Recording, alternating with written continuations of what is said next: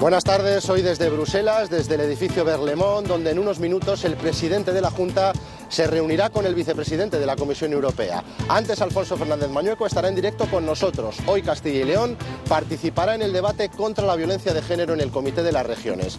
Pero hay más noticias. Las universidades públicas de Castilla y León se oponen a la reforma de los estudios de maestro. Educación resta peso a lengua y matemáticas y refuerza la formación en habilidades sociales y respeto a la diversidad. Sí que hay que ver didácticas generales, metodología, evaluación, pero que hay que aterrizar en las materias que realmente hay que dar. Planteamos una formación de maestros y maestras que no se parece en nada a lo que ocurre en el resto de países de Europa. Faltan poco más de 2 meses para las elecciones municipales y entre los aspirantes a las alcaldías de los municipios de Castilla y León hay perfiles singulares. Hoy conocemos al más joven de España, al más longevo y al único alcalde de origen rumano. Estos pueblos pequeños al final los tienes que gestionar como si fuera propiedad tuya. Los abuelos nos decían, mira, vienen los moros. Nueva sesión en el juicio de La Ollera, empiezan a declarar los peritos y el actuario de minas, Juan José Vidal Lombas, ha dicho que nunca se va a saber lo que ocurrió en esa mina. Para esta tarde continuaremos con tiempo seco y estable en todo Castilla y León, tan solo algunas nubes altas decorativas hacia el norte y esas temperaturas ya rozando los 20 grados hasta 21 podríamos registrar en Zamora o Salamanca.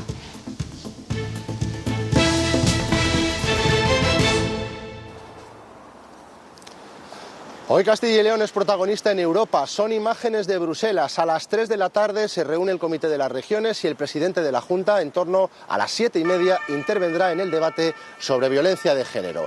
Previamente se reunirá con el vicepresidente de la Comisión Europea, Margaritis Schinas.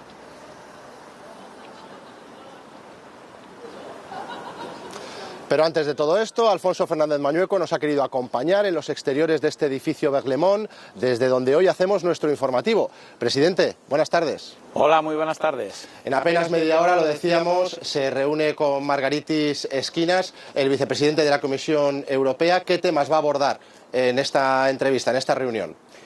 El primer problema que le voy a plantear es el agradecimiento desde Castilla y León por el esfuerzo que está haciendo la Unión Europea destinando fondos a nuestro país, y en especial a Castilla y León. En segundo lugar, le voy a pedir que esos fondos lleguen con exactitud a todos los rincones, a todos los lugares, que lleguen con efectividad y sobre todo que sean capaces de luchar contra la despoblación. Nos parece, Castilla y León, como todo el mundo sabe, abandera la lucha contra la despoblación y contra la dispersión geográfica y el envejecimiento. Y yo creo que es una de las cuestiones en las que tiene que tomar en serio la Unión Europea. Es decir, ¿qué modelo de Europa queremos? ¿Queremos un modelo solo de grandes ciudades o un modelo donde haya actividad económica y población en todo el territorio? Yo apuesto por el segundo, donde haya una integración de personas y donde haya actividad económica en todos los rincones de Castilla y León, de España y de Europa.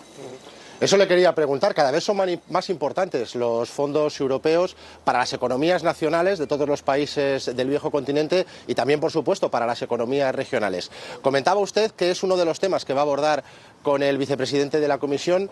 Lo que queríamos saber es si entiende que no se están repartiendo de la forma equitativa, porque hay que explicarle también a nuestros telespectadores que esos fondos europeos los reciben los gobiernos nacionales y luego son ellos los que los distribuyen a las comunidades autónomas. ¿Castilla y León está satisfecha hasta el momento con ese reparto que está haciendo el gobierno nacional de los fondos europeos o esperaba algo más? Mire, yo que soy un europeísta convencido, creo que el esfuerzo que está haciendo la Unión Europea en destinar fondos a los países después de la pandemia es un elemento importante. Pero no es menos cierto que hemos denunciado que el Gobierno de España está repartiendo los fondos de manera poco objetiva, de manera poco transparente, donde la ideología es la que preside el reparto de esos fondos y tenemos que apostar por la eficacia. Tenemos que apostar porque esos fondos lleguen a todas las personas, a todo el territorio y que de verdad sirvan para transformar nuestra economía. Voy a poner un ejemplo. Dijimos en el PERTE de la automoción que no se estaba hablando con el sector, que no se estaba hablando con las comunidades autónomas. Se ha convocado el PERTE, ha terminado la convocatoria del PERTE y hemos visto cómo el 80% de los fondos se han perdido. Esperemos que en la siguiente convocatoria se haga con muchísima más inteligencia. Tiene que ser la economía la que presida el reparto de los fondos y buscar que lleguen a todos los rincones. Y luego, esta tarde, ya sobre las 7:30, está prevista la intervención del presidente de la Junta de Castilla y León en ese pleno del Comité de las Regiones en el debate sobre la violencia de género. Un asunto sobre el que conceptualmente se ha hablado mucho en Castilla y León, pero nuestra comunidad siempre ha estado muy comprometida con este tema y además lo ha demostrado en Europa, no es la primera vez. Sí, bueno, estamos desde Castilla y León en el ámbito de las comunidades punteras, pioneras a la hora de proteger a las mujeres y sobre todo, más que de proteger a las mujeres, proteger a las mujeres que son víctimas de violencia de género y luchar por la igualdad real entre el hombre y la mujer. Fíjese, fue en el año, creo que 2009, siendo presidente de la Junta Juan Vicente Herrera y Alicia García era directora de la mujer, se impulsó un dictamen en el Comité de las Regiones en favor de la igualdad hombre-mujer y en favor de proteger a las mujeres víctimas de violencia de género. Porque, presidente, es muy importante que la voz de Castilla y León se note en Europa. Mire, decía antes, soy un europeísta convencido. Europa nos ha ayudado muchísimo en el pasado desde nuestro ingreso en la Unión Europea, con dificultades, probablemente, pero no es menos cierto que hemos sido capaces de aprovechar los fondos europeos que hemos recibido en todos los ámbitos, en materia de infraestructuras, pero también de la política agraria común, que permite que un 30% de la renta agraria venga de la Unión Europea. Tenemos que seguir trabajando para que vengan fondos a nuestro país, para que vengan fondos a Castilla y León y para que todo el mundo tenga claro, insisto en ello, Castilla y León tiene una voz que se oye en Europa y yo creo que bueno, mi presencia hoy aquí lo testimonia, tanto en el Pleno del Comité de las Regiones como con la reunión que voy a tener con el vicepresidente de la Comisión Europea. Y ya mañana mismo tiene también un último acto en su apretada agenda aquí en Bruselas, porque se va a reunir con representantes de la compañía segoviana Ontex. Efectivamente, voy a trabajar con ellos, agradecer el esfuerzo que están haciendo, la apuesta que están haciendo por nuestra comunidad autónoma y también trasladar ese mensaje de que Castilla y León es una tierra abierta a todo el mundo y muy especialmente a aquellos que quieren invertir en Castilla y León, aquellos que quieren crecer, que quieren innovar, que quieren apostar por nuestra tierra, tienen las puertas abiertas, les vamos a ayudar porque los empresarios, las empresas son fundamentales como lo son también los trabajadores y desde luego trabajadores bien formados es lo que tenemos también en Castilla y León. Don Alfonso Fernández Mañueco, presidente de la Junta de Castilla y León, muchísimas gracias por habernos atendido. Muchas gracias. Gracias a usted. Junto a este edificio Berlemón, el Comité de las Regiones es el otro gran punto informativo de la jornada. Muy cerca de aquí es un órgano que está a punto de cumplir 30 años y que reúne periódicamente a los representantes regionales de la Unión Europea. Tiene una función consultiva y sirve para que los territorios puedan influir en la legislación comunitaria. El Comité de las Regiones es la asamblea de los representantes locales y regionales de la Unión Europea. Este año va a cumplir 3 décadas de actividad. Se crea porque nos hemos dado cuenta que toda la legislación europea, en torno al 70%, tiene una implicación regional importante. Está formado por 329 miembros de los 27 países de la Unión. Entre ellos hay 21 españoles, los 17 presidentes autonómicos, más 4 alcaldes o presidentes de diputación. Ellos acuden a los plenos. Para el trabajo diario tienen suplentes, que pueden ser miembros de sus oficinas en Bruselas. Un presidente de comunidad autónoma o un alcalde no puede vivir 3 semanas al mes en Bruselas. El Comité de las Regiones tiene una función consultiva sobre las propuestas legislativas de la Comisión Europea, que le solicita un informe previo antes de actuar. Así sus miembros tienen la capacidad de ejercer presión e influencia en la normativa. Estar allí, estar informado, capacidad de influir es fundamental. Tienes una gran capacidad de lobby frente al Consejo y al Parlamento, tienes una presencia fuerte en los comités técnicos y además puedes hacer lobby en tu grupo político propio. El Comité de las Regiones también hace sus propias propuestas legislativas, que pueden tenerse en cuenta o no.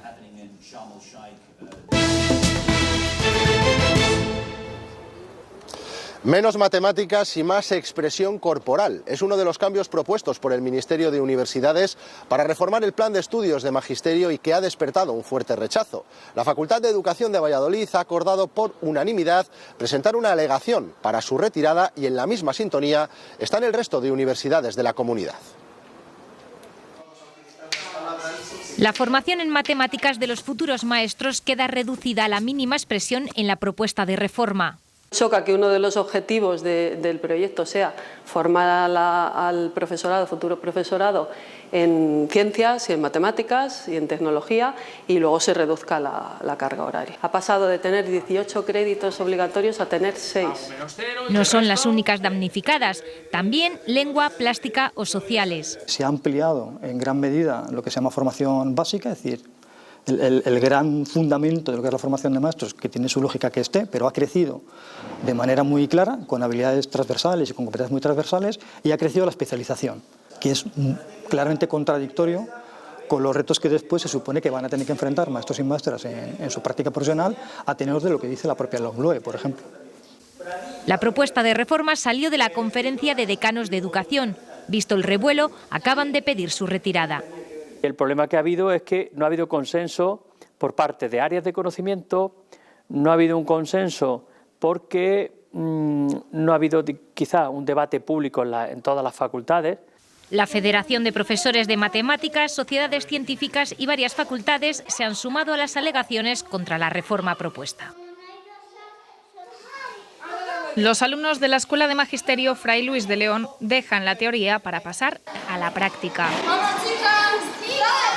Hoy se convierten en maestros por un día. Para nosotros que somos de primero es muy buen primer contacto para aprender un poco. Para ponerse a prueba han preparado una serie de talleres de inteligencia ejecutiva que van desde las emociones, los valores, cómo comportarse tanto en el aula como en la sociedad, hasta los primeros auxilios. Hola, soy Sofía, la médico de urgencias. Primeros auxilios hemos considerado que es un taller súper importante porque en caso de emergencia un niño va a saber actuar.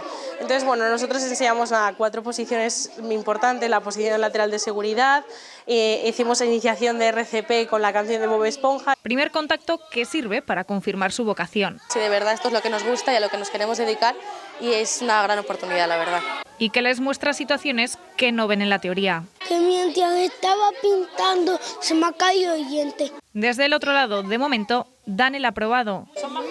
Sí, son majísimas. Y quién sabe, igual en unos años se reencuentran en las aulas.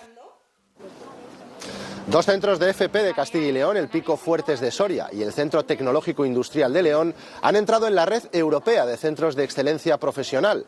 Ya formaban parte de la red de excelencia de la comunidad y ahora contribuirán a la formación de personal cualificado en sectores relacionados con la construcción y la vivienda. La iniciativa se financiará con 4 millones de euros procedentes de fondos europeos. La parte fundamental del proyecto, sobre todo, es la formación del profesorado, toda la movilidad que puedan tener y los intercambios de experiencia entre los profesionales de los centros de formación profesional de Castilla y León y los profesionales de los países y de los centros europeos que participan en el proyecto. No entra en los planes del Gobierno implantar una EBAU única a la antigua selectividad en todo el país. El Congreso ha rechazado la última propuesta en este sentido. Era la principal demanda de la Consejería de Educación, que no ha participado en la prueba piloto de ese examen. La nueva EBAU se testó ayer en una decena de comunidades, a excepción de las gobernadas por el PP, Aragón y País Vasco. Los experimentos se tendrían que hacer, o las pruebas, cuando tuviéramos ya un modelo más consensuado y que intentaríamos llegar, por parte de Castilla y León, no dejar en el empeño de que sea una prueba única.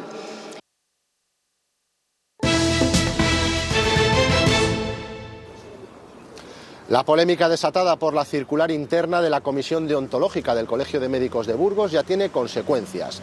2 de los 13 miembros de la Junta Directiva han presentado su dimisión. Son la vicepresidenta y una vocal.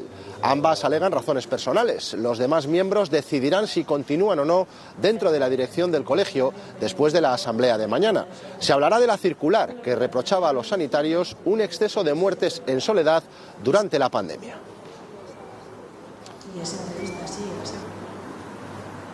Los médicos de familia plantean que en el caso de bajas breves baste como fórmula una declaración responsable del paciente. Lo defienden como una de las medidas inmediatas que habría que tomar para reducir la presión asistencial en atención primaria.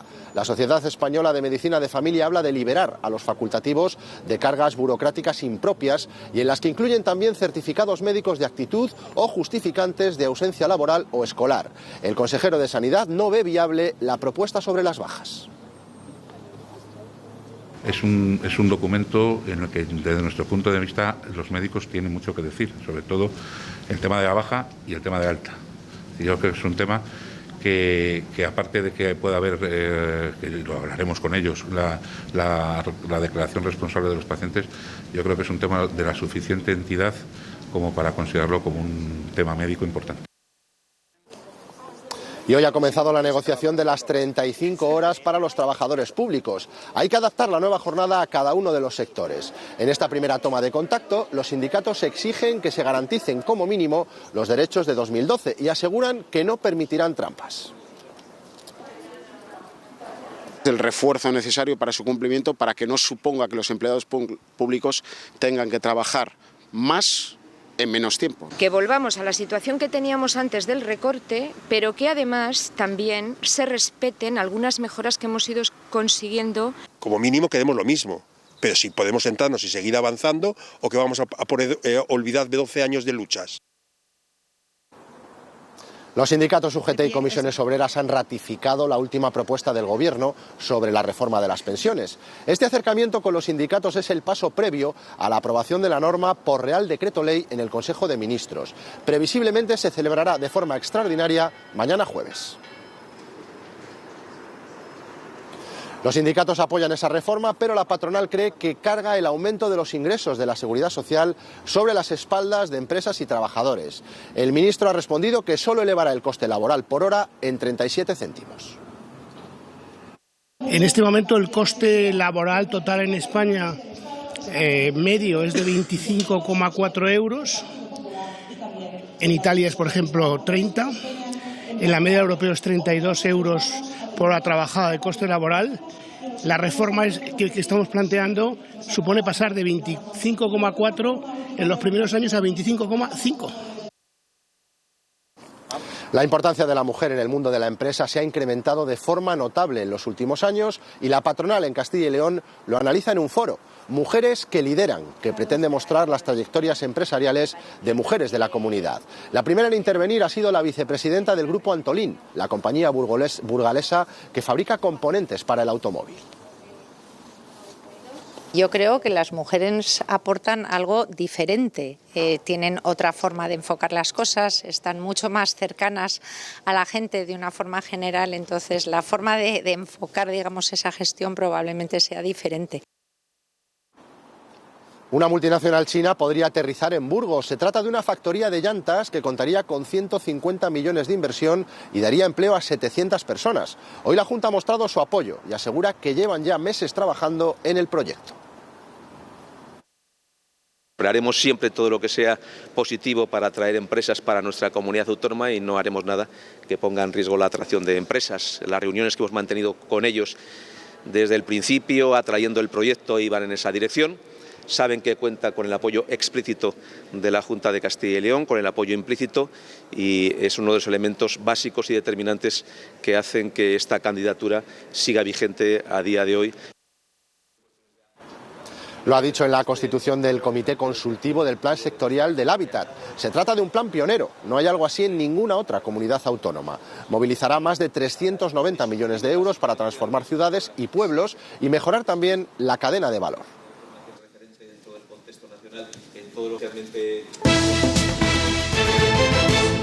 La sesión de control al Gobierno en el Congreso no ha contado con la presencia del presidente del Ejecutivo ni de varios ministros. El protagonismo ha sido, por tanto, para la vicepresidenta Calviño y los reproches de la oposición por la subida imparable de los precios. Daniel de la Fuente. Desde la oposición acusan a la vicepresidenta de maquillar la situación económica, de vivir en un realismo mágico que se choca de bruces contra la realidad. Aseguran que los españoles están exhaustos de continuas subidas en los precios, especialmente en la alimentación. Sin embargo, Nadia Calviño dice que la inflación de España es de las más bajas de la Unión Europea y que las medidas adoptadas por el Gobierno han ayudado a contener esa subida en los precios, pero avisa de que en estos primeros meses la inflación tendrá un comportamiento de alta volatilidad. Primero nos dijo usted que la subida de precios no era un fenómeno preocupante. Finalmente pasó a decirnos que usted ya notaba que bajaba el precio de los alimentos cuando hacía la compra de su casa. Esa afirmación no es propia de una profesional como usted, no es propia de una socialista como usted, es propia de una propagandista, que es para lo que ha quedado en este Gobierno. No se trata de una cuestión que haya que abordar solamente desde el Gobierno. Tiene que haber también una colaboración y una responsabilidad del sector privado. Pedro Sánchez no ha acudido ya al Congreso porque ha participado en la 34ª Cumbre Hispano-Portuguesa en Portugal junto a 9 de sus ministros. Se ha celebrado en Lanzarote y en este encuentro los dos países han firmado una decena de acuerdos bilaterales en asuntos como la energía y el desarrollo transfronterizo. 11 declaraciones o memorándums de entendimiento en materias muy importantes para nuestros conciudadanos, vinculados con las infraestructuras, la digitalización de la justicia, las escuelas de frontera, la educación superior. También hemos hablado mucho sobre carreteras. Como saben, ya hay previstas varias conexiones entre Bragança y el puerto de Sanabria, que están ya en fase de proyecto.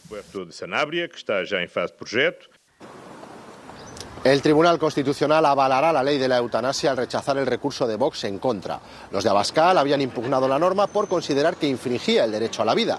La eutanasia, regulada en España desde 2021, puede solicitarla a aquellas personas que sufran una enfermedad grave e incurable y que les genere un sufrimiento constante e intolerable.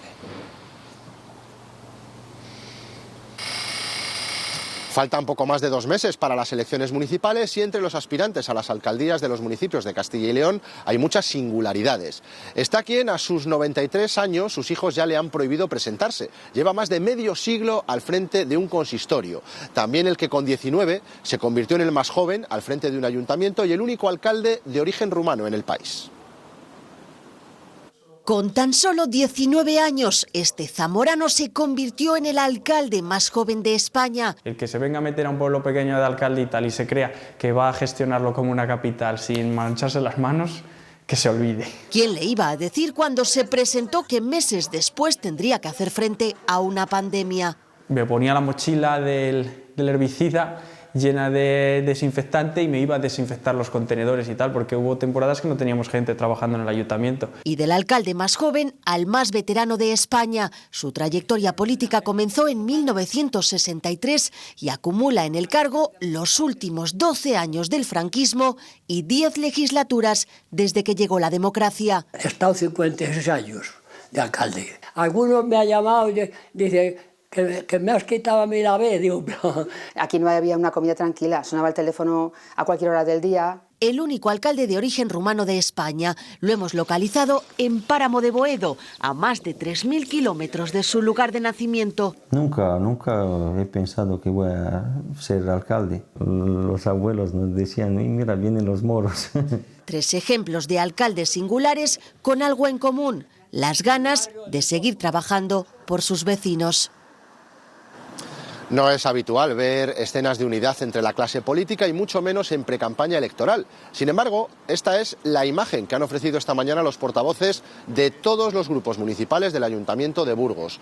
Todos a una para reivindicar al Ministerio de Transportes y a la Junta de Castilla y León que Burgos sea incluida en el corredor atlántico. Lo exigirán en una proposición conjunta en el próximo pleno y anuncian que irán en cabeza en todas las movilizaciones que se convoquen para garantizar el futuro del sector logístico. A liderar porque nos corresponde, porque hemos sido votados democráticamente para esto, a salir ahí fuera, a ir a otras administraciones, a reivindicar lo que la ciudadanía nos está pidiendo.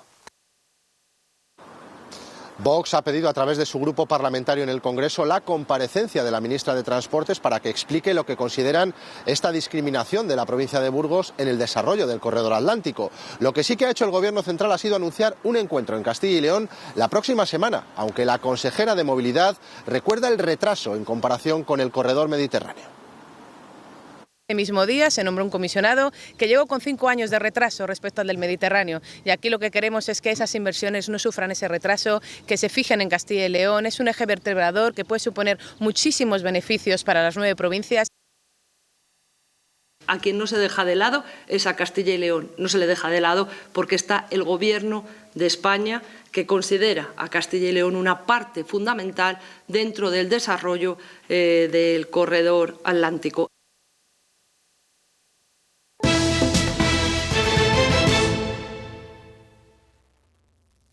Nueva sesión en este juicio de La Ollera en la que empiezan a declarar los peritos, una parte fundamental para entender este juicio que ya supera el Ecuador, porque mostrarán los parámetros técnicos que hagan entender si la empresa minera tuvo parte de culpa en el incidente en donde murieron 6 mineros en el año 2013. El primero en declarar ha sido el actuario de minas Juan José Vidal Lombas, que ha establecido que los niveles de grisos, si en algún momento llegaron a superar el 5%, no eran lo suficientemente graves para anotar un incidente y parar las actuaciones, cuando normalmente se establece que no pueden superar el 1,5%. Y ha señalado que lo importante no es el nivel de griso, no es el nivel de metano, sino que es que haya el suficiente oxígeno. No, se descartan 2 de entrada. Bueno, y se queda con la tercera y se dice que esa es una tesis que se va a aplicar después para la investigación. Solo se centra todo en esa tesis. Pero previamente viene la descripción de hechos probados, ¿no es cierto? No, eso es después. Se prueban a tenor de la tesis.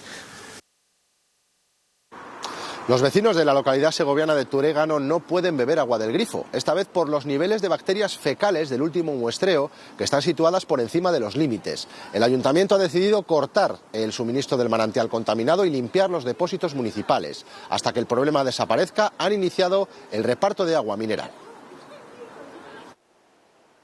Nos encontramos sobre el depósito principal de agua de suministro del Ayuntamiento de Turégano. Hasta ayer mismo entraba aquí el agua del manantial que sirve a la localidad durante el invierno y que ha presentado problemas de contaminación por bacteria coli. Estos depósitos se están limpiando por si sirven de alternativa con agua de pozo para suministrar a los domicilios. Entre tanto, se espera el contraanálisis del agua del manantial y también el análisis de este agua antes de poder utilizarla. Hemos dejado de usar el agua que estábamos usando hasta ahora, que era de un manantial. Estamos limpiando los depósitos y a partir de hoy vamos a empezar a usar el agua de los pozos, que no tiene nada que ver con el agua que tenemos ahora. Lo que pasa es que también se necesita de una analítica y al final estamos en los mismos plazos.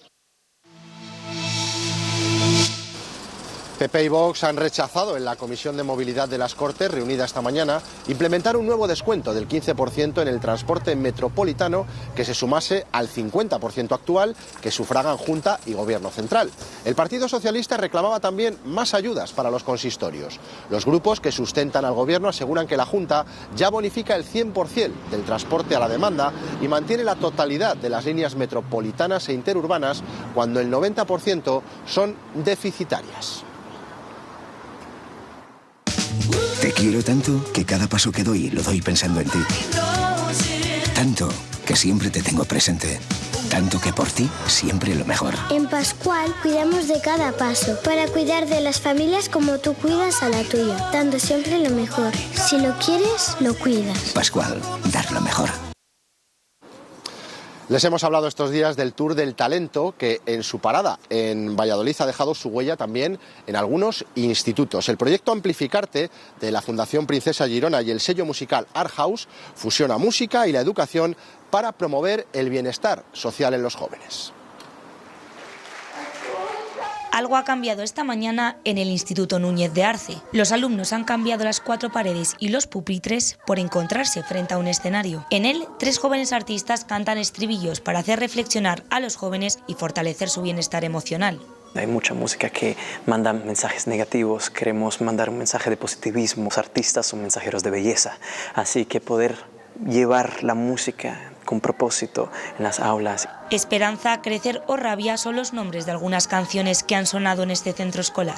Un mensaje pues, muy personal y pues luego lo llevas ahí al escenario. Pasan cosas que nos ocurren a todos más o menos y que os pueden pasar. Cuentan muy bien cómo son las cosas. Buscan conectar con los sentimientos y preocupaciones de los más jóvenes utilizando la música como una herramienta para transformar la educación. Niñas de Instagram es una canción muy honesta que escribí a mis 16 años y habla sobre cuando la primera vez que yo sentía que me estaba comparando con todo el mundo de las redes sociales. No importa lo que estás viviendo en la vida, siempre hay esperanza. Y nos dio ese brazalete que dice tiempo de ser fuerte. Y eso es el himno de este proyecto Amplificarte. La Fundación tiene a disposición de los profesores una guía docente para que ellos mismos puedan trabajar estos aspectos en el aula con las canciones. Yo también persigo mis visiones rotas, me clavo en el fango, tengo mis desportes.